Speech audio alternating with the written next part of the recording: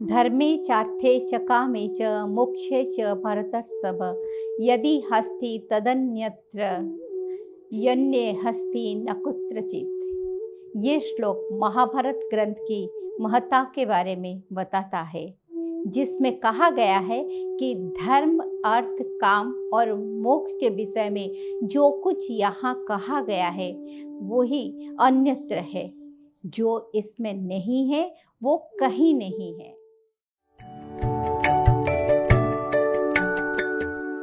नमस्कार, उदय India digital में आपका स्वागत है। मैं हूँ बाल्य प्रजिता।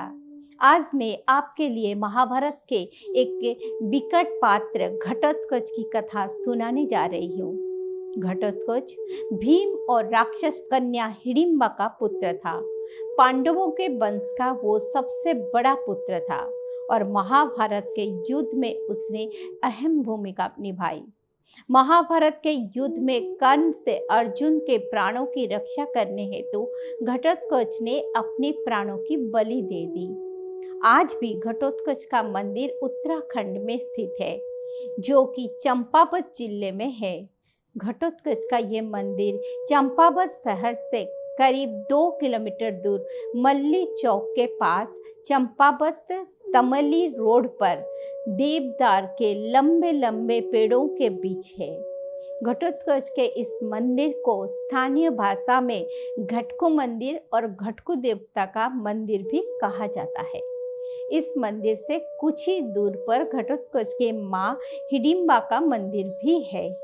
उत्तराखंड के मुख्यमंत्री पुष्कर सिंह धामी भी स्वयं अक्टूबर 2022 में चुनाव जीतने के बाद घटको मंदिर में पूजा अर्चना करने गए थे।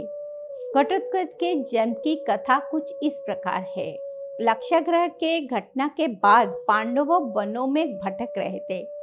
चलते चलते कुंती का धैर्य चूक गया और उन्होंने विश्राम की इच्छा जाहिर की। कुंती सहित सभी भाई गहरी नींद सो गए और भीम वहां पहरे पर बैठ गए। वहीं पास में हिडिंब नामक राक्षस अपने बहन हिडिंबा के साथ रहता था। जब पांडव वहां विश्राम कर रहे थे तो हिडिंब को मानवों की गंध मिल गई और उसने हिडिंबा को इसका पता लगाने भेजा। हिडिंबा हालांकि राक्षसी थी, लेकिन अहिंसा प्रिय थी। केवल अपने भाई के भय से वो उसका साथ देती थी। जब हिडिंबा मनुष्यों को खोजते वहां तक पहुंची तो वहां पर भीम के रूप और बलिष्ठ शरीर को देखकर वो उस पर आसक्त हो गई। वो एक सुंदर स्त्री का रूप धरकर भीम के पास गई और उसे कहा कि वो जल्द से जल्द अपने परिवार के साथ वहां से चला जाए, नहीं तो वो सभी उसके राक्षस भाई के ग्रास बन जाएंगे। भीम कहा कि उसका परिवार दिन भर की थकान के बाद विश्राम कर रहा है, इसीलिए वो उन्हें उठा नहीं सकते। भीम ने उसे सांत्वना देते हुए कहा कि उसे किसी से भी घबराने की कोई आवश्यकता नहीं है। उधर जब हिडिंबा वापस लौटकर नहीं आई तो हिडिंब स्वयं उसे ढूंढता हुआ वहां पर पहुंच गया।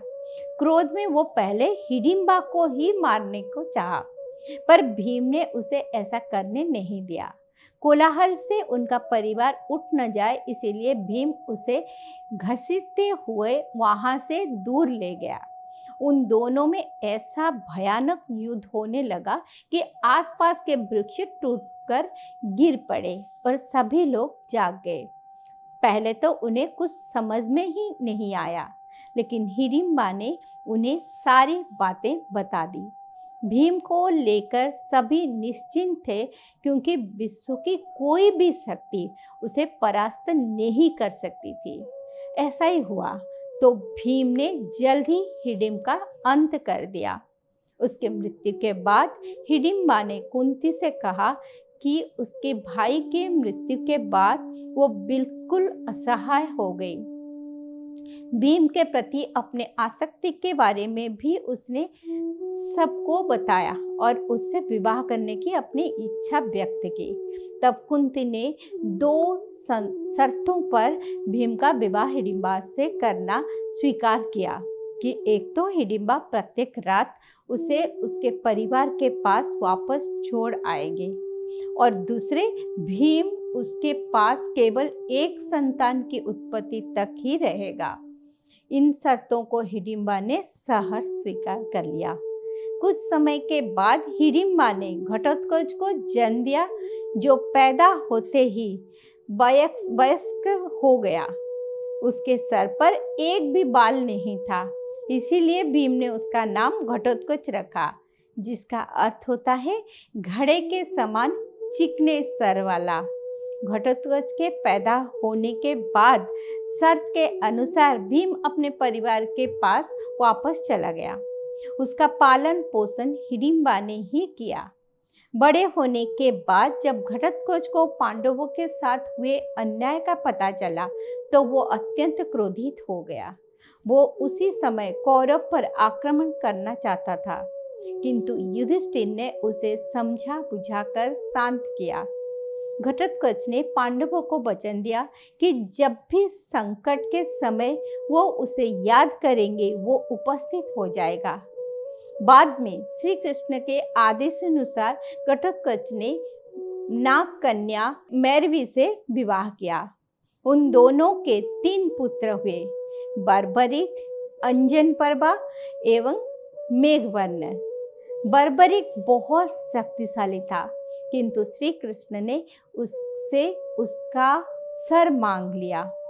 अंजनपर्वा महाभारत युद्ध में पांडवों के ओर से लड़ा था, किंतु उसका वध अश्वत्थामा ने कर दिया। मेघवर्ण ने महाभारत युद्ध में हिस्सा नहीं लिया और वो युधिष्ठिर के अश्वमेध यज्ञ में उपस्थित था। वो कर्ण के पुत्र बृहस्पति का मित्र था। महाभारत के युद्ध में घटोत्कच ने कौरव सेना का बड़ा विनाश किया। कौरव की तरफ से अलम्बुस राक्षस ने उसे रोकने की बहुत कोशिश की, परंतु अंत में वो घटोत्कच के हाथों मृत्यु को प्राप्त हुआ। भीष्म के सेनापति रहते तो भीष्म ने घटोत्कच को जैसे तैसे रोक रखा, किंतु भीष्म के धराशायी होने के बाद तो उसने कौरव सेना की बड़ी बुरी गत की।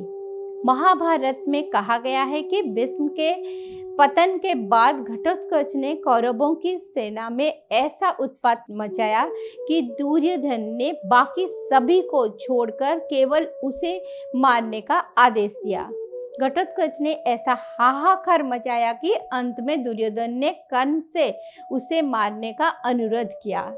कर्ण ने दुर्योधन को वचन दिया कि वो आज घटोत्कच को अवश्य मार गिराएगा, लेकिन कर्ण को ये जल्द ही पता चल गया कि घटोत्कच को मारना उसके लिए भी सहज नहीं है। कर्ण ने साधारण वन से घटोत्कच को मारने का बड़ा प्रयास किया, पर सफल नहीं हो पाया।